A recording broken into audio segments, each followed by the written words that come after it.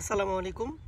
যারা যারা এবছর ঢেঁড়সের বীজ রোপণ করেছিলেন তাদের হয়তো এরকম অবস্থা হয়ে গেছে, জমিতে ঢেঁড়সের পাতা উঠে গেছে, কারো 2 পাতা 3 পাতা 4 পাতা, বা কেউ কেউ এখনও বীজ বপন করছেন।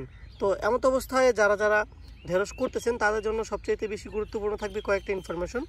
তার মধ্যে প্রথমত, ঢেঁড়সের বীজ থেকে ওঠার পর আপনাকে অবশ্যই সবসময় নিয়মিত পরিদর্শন করতে হবে এবং দেখতে হবে কোনো চারা গোড়া থেকে পচে মারা যাচ্ছে কিনা, এটা আপনাকে অবশ্যই খেয়াল রাখতে হবে।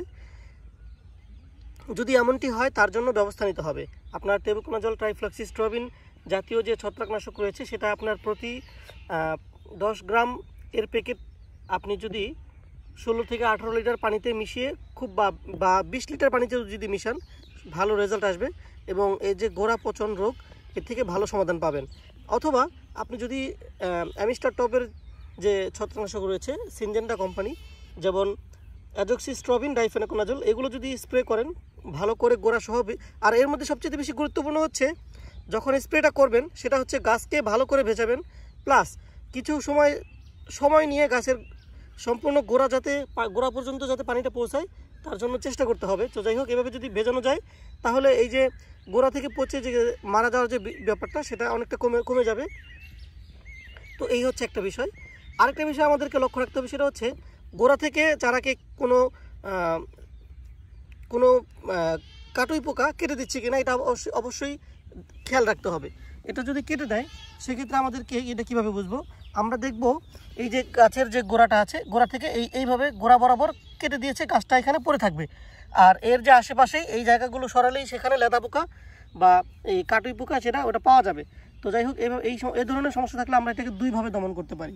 একটা হচ্ছে আমরা যদি রাসায়নিক কীটনাশক স্প্রে করি, সেটা হচ্ছে আপনার এই ক্লোরোপাইরিফস প্লাস সাইপারমেথ্রিন এই জাতীয় কীটনাশক সন্ধ্যার একটু আগে যদি স্প্রে করা যায় প্রতি লিটার পানিতে 2 মিলি করে মিশিয়ে, সেক্ষেত্রে ভালো ফলাফল আসবে।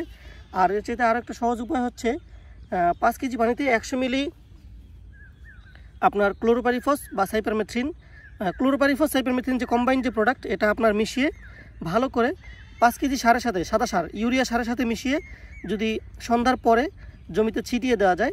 সন্ধ্যার পরে দেওয়ার কারণ হচ্ছে এই যে লেদা পোকা যেটা নিয়ে আপনার এই গাছের গোড়া থেকে কেটে দেয়, এটা উঠে হচ্ছে মাগরিবের আজানের পরে ওরা উঠে বা ওদের যে কার্যক্রম সেটা শুরু করে।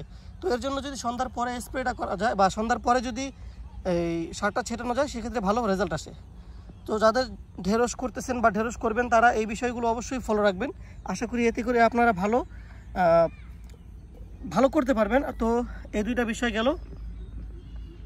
আরেকটা বিষয় হচ্ছে যাদের ঢেঁড়স গাছগুলো একটু তুলনামূলক বড় হয়ে গিয়েছে তারা অবশ্যই ফলো রাখবেন। এই সময় কিন্তু আপনার যা পোকায় আক্রমণ করে, তো এটা কিভাবে বুঝবেন? উপর থেকে দেখলে বোঝা যাবে না। প্রত্যেকটা গাছের পাতা এইভাবে উল্টালে দেখতে পাবেন যে পিছনে পাতার নিচে জাপ পোকা অবস্থান করতেছে। তো যদি এরকম দেখতে পান সেক্ষেত্রে আপনাকে অবশ্যই ডাইমেথিয়ন গ্রুপের যে কীটনাশক সেটা দিলে অনেক সময় কাজ হয় না। তো এর জন্য আপনারা অবশ্যই নিতেন পাইরাম এবং পাইমেট্রোজিন এই জাতীয় যে কীটনাশকগুলো রয়েছে সেগুলোকে আপনারা পানির সাথে ভালোভাবে মিশিয়ে যদি স্প্রে করেন তাহলে এর থেকে ভালো রেজাল্ট আসবে। সেখানেও একটি কৌশল আপনাকে অবলম্বন করতে হবে, সেটা হচ্ছে এই যে স্প্রে করবেন এটা কিভাবে করবেন। ধরেন এই যে আপনার এটা নজেল, নজেলটা রয়েছে, এই নজেলটাকে কি করবেন? স্প্রে করার সময় এই যে শাড়ি দেখতে পাচ্ছেন, এই শাড়ির মধ্যে নজেলটাকে এই যে এইভাবে করে নাড়া দিতে হবে যাতে করে পানিটা গাছের নিচ পর্যন্ত পৌঁছায়, এরকম চেষ্টা করতে হবে। তো এতে করে আপনার ভালো ফলাফল আসবে। আর এর পরিমাণটা একটু বলি, 50 গ্রামের যে কীটনাশকটির প্যাক সাইজটি রয়েছে 50 গ্রামের, সেটা দিয়ে আপনারা 16 থেকে 18 লিটার বা 20 লিটারের 4 ট্যাঙ্কি করতে পারবেন। 16 থেকে 20 লিটার পর্যন্ত এরকম ট্যাঙ্কির 4 ট্যাঙ্কি করতে পারবেন 50 গ্রামের যে প্যাক সাইজটি রয়েছে। এটা হচ্ছে নিতেন পাইরাম এবং পাইমেট্রোজিন, দুইটা কীটনাশকের একটি কম্বাইন একটি প্রোডাক্ট। আপনারা এইভাবে যদি ব্যবহার করেন তাহলে। আরেকটা হচ্ছে এটা ছোটো সাইজ পাওয়া যায়, 25 গ্রামের প্যাক সাইজ পাওয়া যায়। আর এক্ষেত্রে আরেকটা বিষয় আপনাদের সাথে শেয়ার করি, সেটা হচ্ছে এই কীটনাশকটা যখনই আপনারা ব্যবহার করবেন সেটা কিন্তু অবশ্যই ভালো কোম্পানি এবং ভালো কার্যকরী এরকম একটা কোম্পানি দেখে নিতে হবে। অনেক কোম্পানি আছে ওগুলো ভালো কাজ করে না। তো মোটামুটি এই দিক নির্দেশনাগুলো যদি আপনারা ফলো করেন তাহলে ভালো রেজাল্ট পাবেন। তো আশা করি ঢেঁড়স নিয়ে এই মুহূর্তে আর তেমন কোনো ভয় নেই। আর গোড়া পচার জন্য যে 2টা হার্ড ছত্রাকনাশকের কথা বললাম, একটা হচ্ছে টেবুকোনাজল ট্রাইফ্লক্সিস্ট্রবিনের কম্বাইন্ড প্রোডাক্ট, আরেকটা বলেছি এজোক্সিস্ট্রবিন ডাইফেনোকোনাজলের কম্বাইন্ড একটি প্রোডাক্ট। তো এই দুইটা যদি কেউ না দিতে চান, কেউ যদি মনে করেন যে না আমি এত হার্ড ডোজে যাব না, আমি আরও একটু সহজ করে বা একটু হালকা দেবো, সেক্ষেত্রে আপনি কার্বনডাজিম গ্রুপ ব্যবহার করতে পারেন। এটাও ভালো, এটাও গোড়া পচনের জন্য খুবই ভালো কাজ করে। তো এই ছিল আজকের ভিডিও। আশা করি ভিডিওতে আপনারা এই ঢেঁড়স চাষের বর্তমানে যে সকল রোগ বা সমস্যার সম্মুখীন হতে পারেন সেই বিষয়ে আপনাদেরকে ধারণা দিয়েছি। সবাই অনেক ভালো থাকেন।